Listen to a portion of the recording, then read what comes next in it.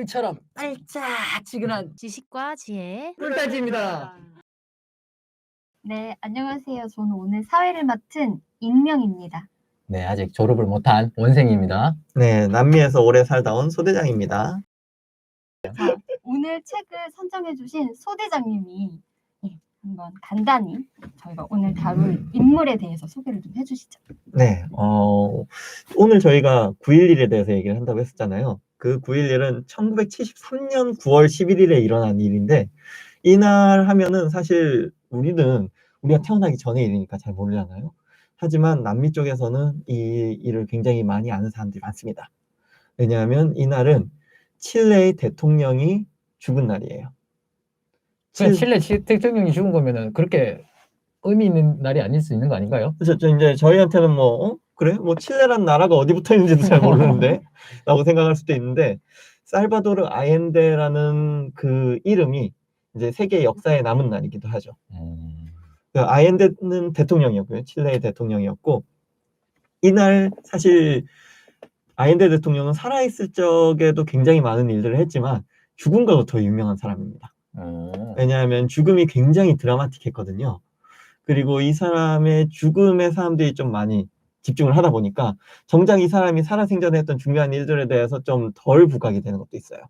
그래서 오늘은 바로 이 아옌데가 죽은 날인 1973년 9월 11일에 집중을 해서 이 인물의 이야기를 좀 해보려고 합니다. 그래서 제가 오늘 선정한 책도 거의 국내에 나와 있는 살바도르 아옌데에 대한 책 중에 거의 유일하게 제대로 나와 있다라고 볼 수 있는 평전급에 해당하는 살바도르 아옌데 혁명적 민주주의자라는 책을 제가 가져왔습니다. 책 한번 보여주시죠. 네, 이 책이고요.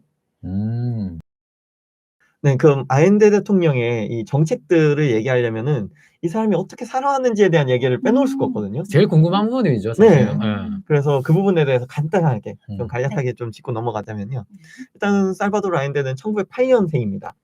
1908년이니까 우리나라 그 일제강점기가 1911년에 시작됐잖아요. 그 전에 태어난 사람이에요. 꽤 옛날 사람이죠.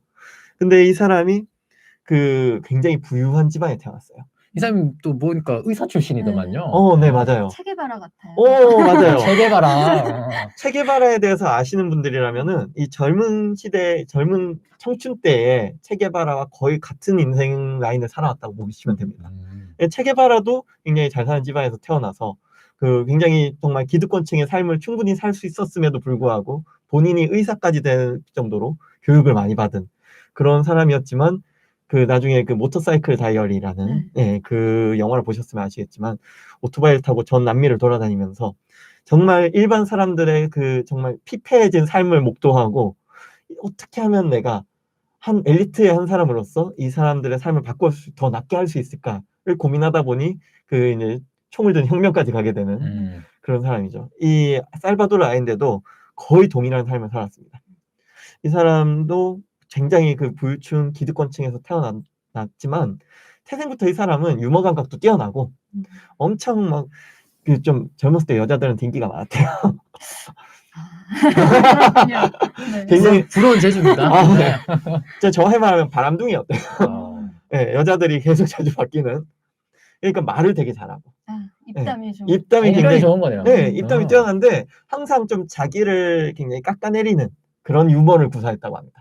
되게 자존감이 높은 사람만 할 수 있는 거예요. 맞아요. 그런 거. 자기 스스로를 깎아내리는. 네, 굉장히 매력적인 그 자기의 어떠함을 정확히 잘 알고 있는. 나 잘났다. 네, 자기 객관화를 잘하는 사람이에요. 그렇다고 얼굴도 못생긴 것도 아니고. 그래요?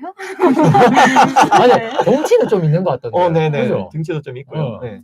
그래서 이 사람이 굉장히 맘만 먹으면 완전 그 사교계에 완전 스타가 될 수 있었지만, 이 사람은 그 정치적으로 정말 옛날 어렸을 때부터 그 서민들과 어울려 살면서 이 사람들의 삶에 더 많이 공감하고 이 사람들과 교류가 많았기 때문에 기존의 다른 그 자기와 같은 이제 레벨의 그런 기득권층 자녀들과는 좀 삶의 길이 달랐죠. 근데 혹시 뭐 이렇게 좀 그런 변화의 계기가 있을까요? 어찌 보면 엘리트 집안에 태어나서 엘리트로 컸는데 그 어떤 일반 사람들을 이렇게 결국 더 관심을 두고 그 사람들을 위해서 내가 어떤 기억의 변화의 계기랄까? 이런 게 혹시 이 사람한테 있었던 건가요? 사실 일설에 의하면 살바도르 아엔데가 어렸을 때 자기 동네에 같이 살던 어떤 그 구두수선 노동자가 있었는데 이 사람이 아나키스트였다고 합니다. 네, 무정부주의자인 사람이랑 친하게 지냈대요, 어렸을 때. 그래서 그 영향을 많이 받고서 내가 이 기득권층에서 이 학교에서 배우는 것들이 다가 아니구나. 그러면서 자기의 어떤 삶 바깥에 있는 소외된 사람들의 삶에 더 관심을 가지게 됐다. 이런 일설이 있고요. 그래서 이 사람은 원래 그 당시에 고위층 자제들은 거의 가지 않았던 군대를 자원해서 입대를 하기도 하고, 그리고 그 사회당에 본인이 스스로 창당에 뛰어듭니다. 그 사회당이라고 하면은 그 당시에 이미 칠레엔 공산당이 있었어요. 공산당이 합법적인 정당이었었는데 그때 본인이 보기에도 공산당은 너무 급진적이다. 근데 나의 이 사상과 잘 어울리는 게 사회당이다 생각해서 사회당 창당에 본인이 이제 굉장히 주축을 담당을 했고, 그러다 보니까 이제 나중에 우파 정권으로부터 많이 핍박을 당합니다. 그래서 그 본인이 의대를 졸업했는데 본인이 받아주는 병원이 없는 거예요. 그래서 자신의 그런 이력 우리나라로 때문에 치면 네. 민주화 운동했던 사람들 그렇죠. 네. 취직 못하듯이. 네, 바로 그거죠. 그래서 어쩔 수 없이 이제 동네 보건소에서 사람들을 부검하는 부검일을 합니다. 근데 그 동네 보건소에 들어오는 사망한 사람들을 부검을 하는데 다 사람들이 노동자 계층에 찢어지게 못 사는 사람들, 병 걸렸는데 어떤 치료를 못 받는 사람들이 계속 들어오는 거를 본인이 다 일일이 부검을 하는 거예요. 그래서 그러다 보니까 이 사람들이 어떤 삶을 사는지, 정말 약 하나만 먹어도 충분히 나을 수 있는 병으로 죽어서 들어오는 사람들이 있으니까 이 사람들의 삶을 바꿔야겠다 하고 마음을 먹은 게 그때. 오히려 더 자신의 정치적 신념을 강화하는 계기가 됐네요. 네, 그렇죠. 집안 역시 뭐 정치인이 좀 있었던 건가요? 네, 그 살바도르 아엔데의 할아버지가 파딘 아엔데라는 사람이 프리메이슨이었어요. 칠레에도 프리메이슨은 이제 그 비밀 결사 단체죠. 근데 실제로 존재하는 단체이기도 하고 이제 계몽주의 단체이기도 한데, 그 살바도르 아엔데의 할아버지가 이 칠레 프리메이슨의 그랜드 마스터였어요. 전한 인물이네요. 네, 집안 자체가 되게 빵빵한 인물이고, 그 할아버지는 의사였고 자기 아버지는 변호사였습니다. 어떻게 보면 반골기지를 내재한 집안. 그렇죠. 네. 반골기지를 내재한 집안. 네. 그 당시 이제 칠레 프리메이슨에 있는 사람들이 굉장히 다 진보적인 사상을 갖고 있었다고 해요. 그래서 이제 기본적인 이 우파들 그 기득권층과는 약간 반대되는 그런 이제 사회적 인식을 갖고 있었고, 예, 아엔데도 거기에 이제 영향을 받아서 아엔데도 프리메이슨에 가입을 합니다. 회원이었어요. 네.